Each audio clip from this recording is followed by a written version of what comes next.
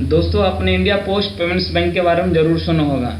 इस वीडियो के माध्यम से मैं आपको इंडिया पोस्ट पेमेंट्स बैंक के बारे में पूरी डिटेल से बताने वाला हूं।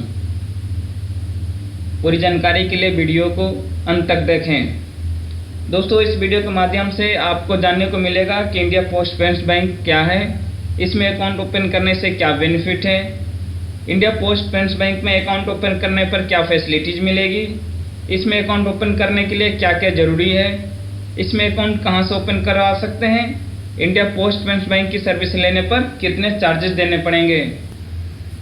आइए जानते हैं इंडिया पोस्ट पेमेंट्स बैंक क्या है। India post payments bank Bharat सरकार की एक ऐसी बैंकिंग व्यवस्था है जिसका मुख्य उद्देश्य भारत के सभी नागरिकों को, चाहे वह देश के किसी भी कोने में निवास करता हो, उन्हें बेहद आसानी से बैंकिंग सर्विस प्रोवाइड करना है। इंडिया पोस्ट पेमेंट्स बैंक की बैंकिंग सर्विस कोई भी व्यक्ति पोस्ट ऑफिस के माध्यम से ले सकता है, क्योंकि पोस्ट ऑफिस की पहुंच देश के कोने कोने तक है। इसका एक और मुख्य उद्देश्य ये है कि बैंकिंग सर्विस देश के हर नागरिक के हाथों में हो, अब वो जब चाहे घर बैठे या पोस्ट ऑफिस के माध्यम से बैंकिंग सर्विस का लाभ ले सके। इंडिया पोस्ट पेमेंट्स बैंक की शुरुआत प्रधानमंत्री श्री नरेंद्र मोदी ने 1 सितंबर 2018 को रांची से किया था। इंडिया पोस्ट पेमेंट्स बैंक का हेडक्वार्टर न्यू दिल्ली में स्थित है।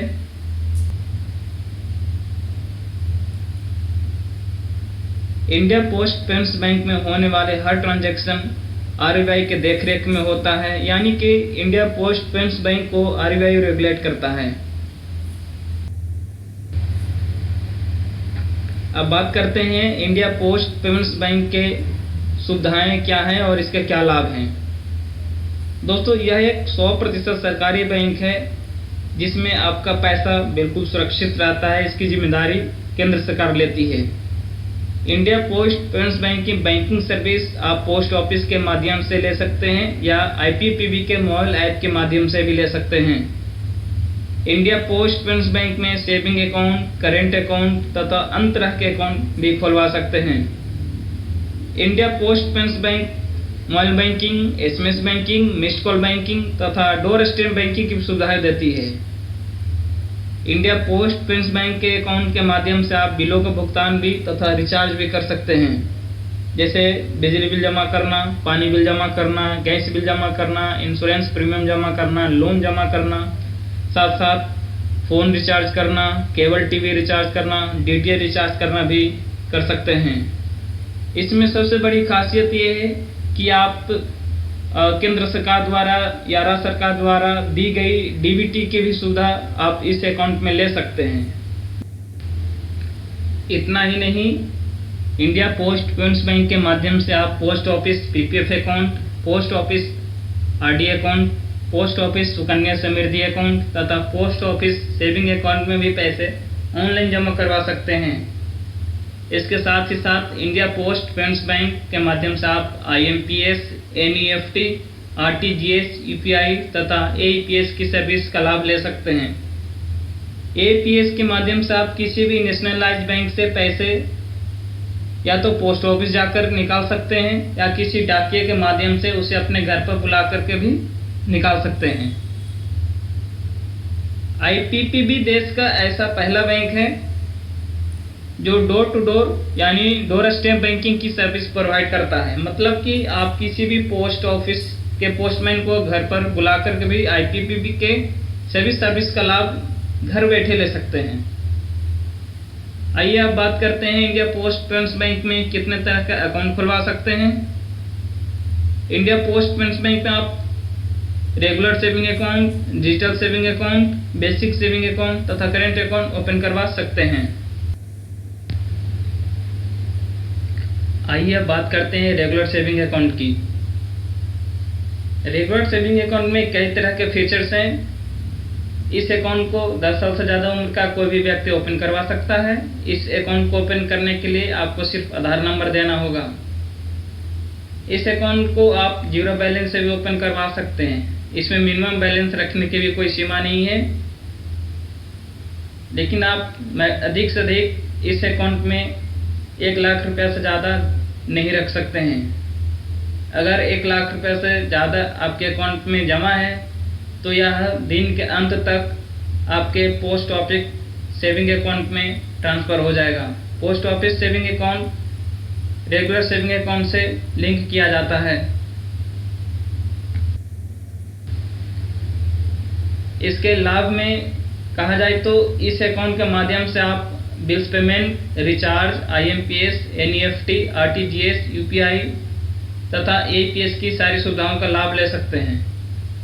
इस अकाउंट को ओपन करने के लिए आप किसी भी पोस्ट ऑफिस में जा सकते हैं या किसी भी पोस्टमैन को अपने घर पर भी बुला करके ओपन करवा सकते हैं। इस अकाउंट के माध्यम से आप post office PPF account, post office RD account, post office Sukanya Samriddhi account तथा पोस्ट ऑफिस सेविंग अकाउंट में भी पैसे ऑनलाइन ट्रांसफर कर सकते हैं।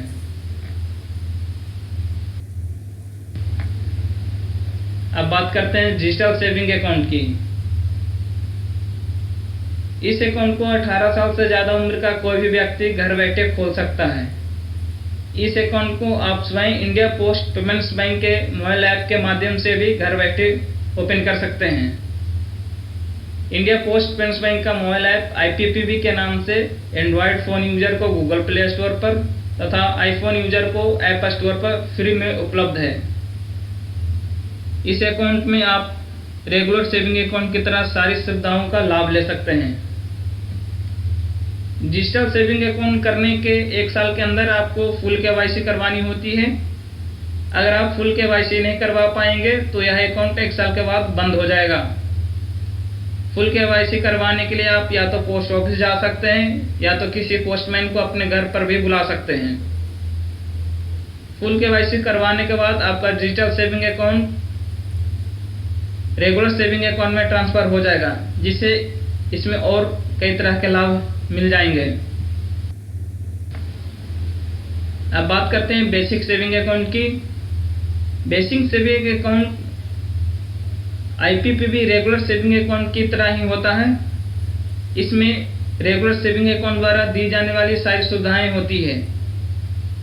बस इसमें आप पूरे 1 महीने में 4 ट्रांजैक्शन से ज़्यादा विड्रॉ नहीं कर सकते हैं। अब बात करते हैं करेंट अकाउंट की। करेंट अकाउंट के बारे में काफ़ी लोगों को पता होगा। करेंट अकाउंट जनरली लोग बिजनेसमैन लोग ओपन करवाते हैं, लेकिन यहाँ आप इंडिया पोस्ट पेमेंट्स बैंक में 18 साल से ज़्यादा उम्र का कोई भी व्यक्ति आधार कार्ड और पैन कार्ड नंबर देकर आसानी से ओपन करवा सकता है। यह मिनिमम 1000 से ओपन होता है तथा इस अकाउंट में मैक्सिमम आप 2 लाख रुपए तक रख सकते हैं। हालांकि 2 लाख से ज़्यादा का ट्रांजैक्शन आप कर सकते हैं, लेकिन दिन के अंत तक आपको 2 लाख रुपए से ज़्यादा पैसे आपके पोस्ट ऑफिस सेविंग अकाउंट में ट्रांसफ़र हो जाएंगे। अब बात करते हैं QR कार्ड की। जब भी आप इंडिया पोस्ट पेमेंट्स बैंक में कोई भी अकाउंट ओपन करवाते हैं तो इसके साथ आपको एक QR कार्ड दी जाती है। QR कार्ड का पूरा नाम क्विक रिस्पॉन्स कार्ड होता है। यह ATM कार्ड जैसा दिखता है, पर यह ATM कार्ड नहीं होता है। इस कार्ड में अकाउंट होल्डर की पूरी डिटेल्स होती है। कोई भी अकाउंट होल्डर अगर अपना अकाउंट नंबर भूल जाता है या अपना कस्टमर ID भूल जाता है तो इस QR कार्ड को पोस्ट ऑफिस में ले जा करके पोस्ट ऑफिस स्टाफ से पूछेंगे तो वो आपको इसके बारे में बता देगा। अब बात करते हैं QR कार्ड से क्या बेनिफिट है। QR कार्ड के माध्यम से आप बिल्स पेमेंट कर सकते हैं, कैशलेस शॉपिंग कर सकते हैं तथा फंड ट्रांसफर कर सकते हैं।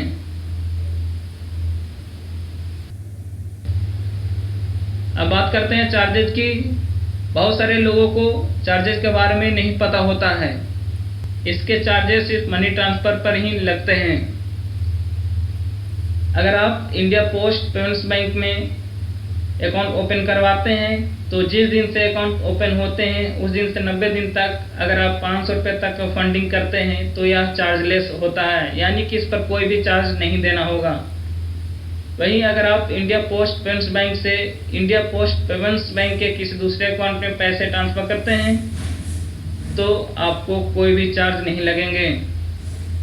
वही बात IMPS, NEFT, RTGS की बात करूं तो इसमें जो चार्जेज हैं आप इस स्लाइड को पॉज कर देख सकते हैं। इंडिया पोस्ट पेमेंट्स बैंक में फंडिंग करने के लिए और इसके सुविधाओं को लाभ उठाने के लिए कुछ लिमिट्स तय की गई है। जैसे NEFT पर, RTGS पर, IMPS पर और डोर स्टेप बैंकिंग पर कुछ लिमिट है। अगर आप NEFT के माध्यम से अपने सेविंग अकाउंट से पैसे ट्रांसफर करना चाहते हैं तो कम से कम ₹1 और अधिक से अधिक 1 लाख रुपए पर डे कर सकते हैं। वही बात अगर आप RTGS करते हैं तो अपने सेविंग अकाउंट से 2 लाख रुपए और मैक्सिमम 5 लाख रुपए तक कर सकते हैं। IMPS की बात करूं तो अपने सेविंग अकाउंट से मिनिमम ₹5 और मैक्सिमम 50,000 रुपए पर डे कर सकते हैं।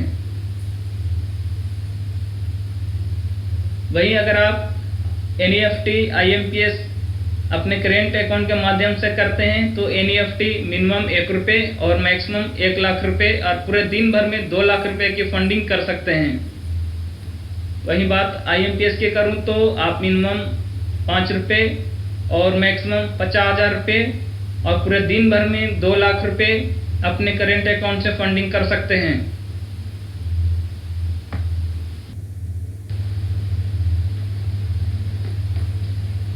कुछ लिमिट पोस्ट ऑफिस में भी तय की गई है। अगर आप कैश डिपॉजिट और कैश विड्रॉल पोस्ट ऑफिस जा करके करते हैं तो अगर आप हेड पोस्ट ऑफिस पहुंचते हैं तो वहां अपने सेविंग अकाउंट में अनलिमिटेड पैसे जमा कर सकते हैं और 20,000 रुपये तक निकाल सकते हैं।